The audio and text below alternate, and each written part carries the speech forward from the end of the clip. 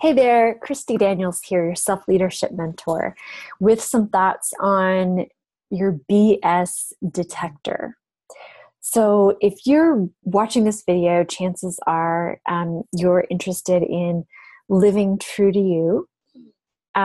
You're a woman who's highly sensitive, who is really bright. In fact, has used her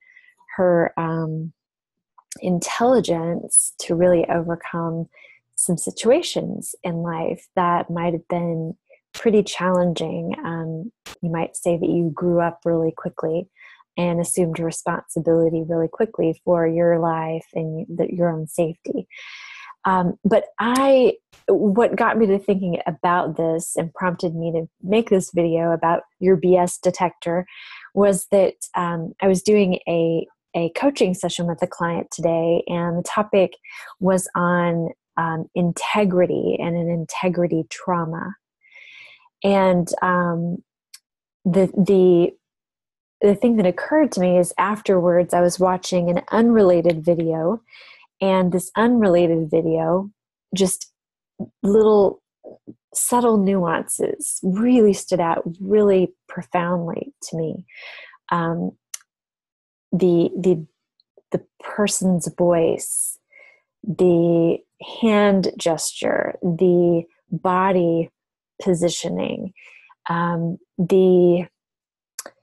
could detect the weakness. Or maybe a better way to describe it would be the uncertainty in what they were saying, in themselves, in that moment.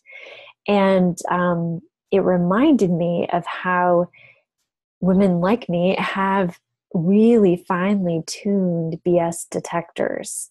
And so it got me to thinking, wow, and is it just me that these things are just so obvious for? Especially, after years of mentoring and coaching and paying attention. And I'm wondering if other women like me who are interested in these topics of living true to ourselves and being living authentically have refined and have these same BS detector skills, which I believe is true, but I would be interested in hearing what you have to say about it. But for a woman who's interested in living true to herself, and has, self-selected that, yes, that's important to me, there's a pretty good chance that you spent a lot of your life living the opposite, which would mean that we've been living falsely toward ourselves, which means we've accumulated a lot of integrity trauma, of situations where we have deferred what our inner truth was in favor of keeping the peace, in favor of having someone approve of us or being someone who we're not, or just surviving. It's what we needed to do, go along to survive. And in the survival case, at some point early in life, for some reason, everybody's got different conditions and experiences in their environment. But for some reason, the thing that we share is that early in life, we didn't feel safe. We didn't feel safe enough to be who we are in the environment we were in, with the people we were with, for whatever reason that was. And so our strategy for surviving was to go into hiding. It was to push aside who we are and to apply our intelligence to become who we needed to be. So brilliant survival strategy, because it got us to this point where I can speak on this video and you can listen and we can interact in the comments. And it gets to a point where, as an adult, as a woman who might be stuck in this pattern, in this loop of denying the truth of who she is,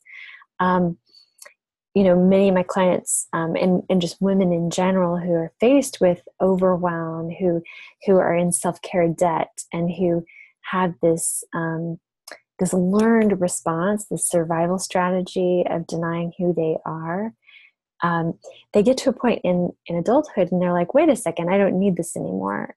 There's that saying that says, the thing that helps us survive rarely will be the thing that will help us thrive. And it's very true in this case. But I see so many women giving up on themselves because it's so challenging to change this. Why is it we prioritize everyone else ahead of ourselves? Why can't we just change it? Why can't it just be, like a decision and we do it?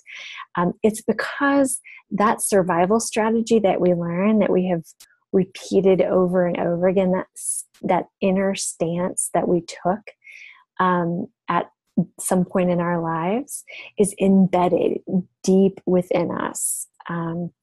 And it's something that's just running on autopilot in our subconscious. So this is not a problem that you can think your way out of. It requires a side door approach to access the programming.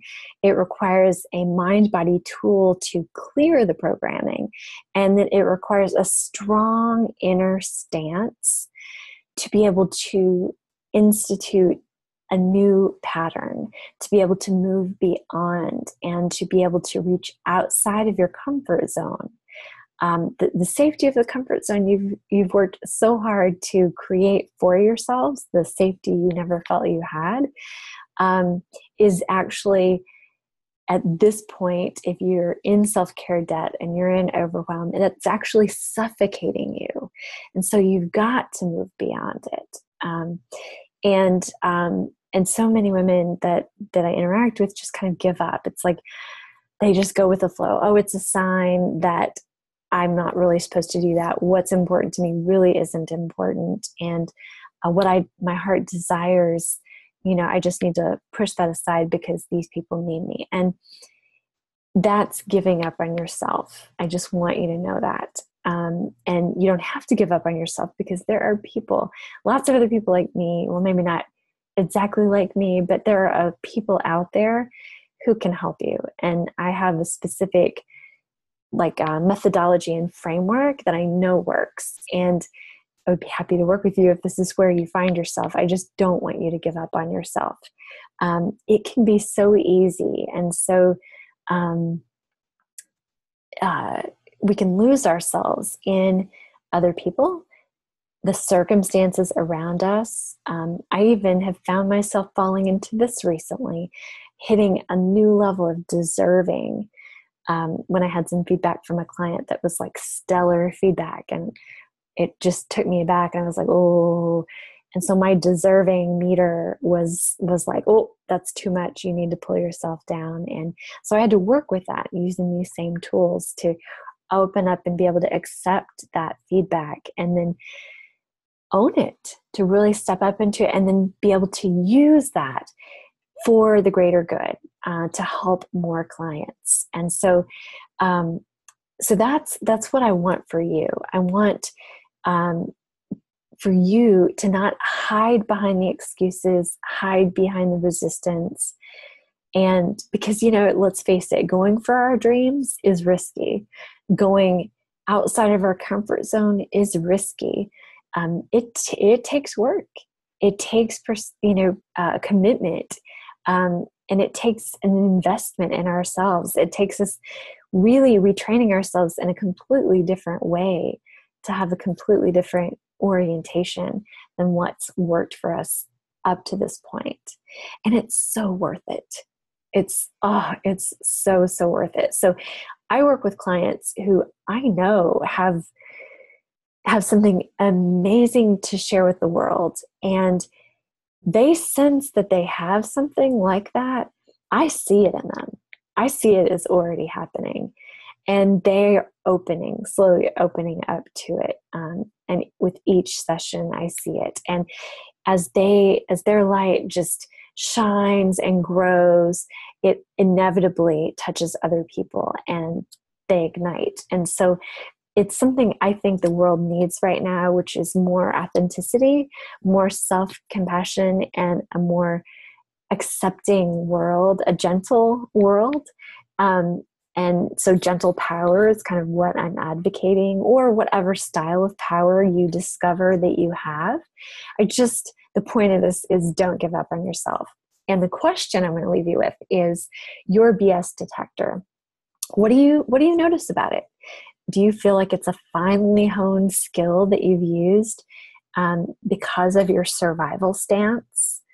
And what do you notice? What stands out most to you? Is it like a body posture or a person's voice, their mannerisms? What is it that you notice that stands out to you as far as your BS detector goes? And so tell me in the comments. I would love to know. I would love to have a conversation around this. And if there's any way that if this is speaking to you on a level, like a body level, I would love to do a clarity strategy action session with you. It's completely complimentary, and we get in on the difference between where it is you are now and where you would like to be, and what living in a stance like this has cost you and what you stand to gain. And so completely complimentary. And it's an opportunity to really just set aside time for yourself and just consider other options and really walk away with tremendous clarity and some recommendations for next steps. So I look forward to the conversation, and I will see you next time. Thanks.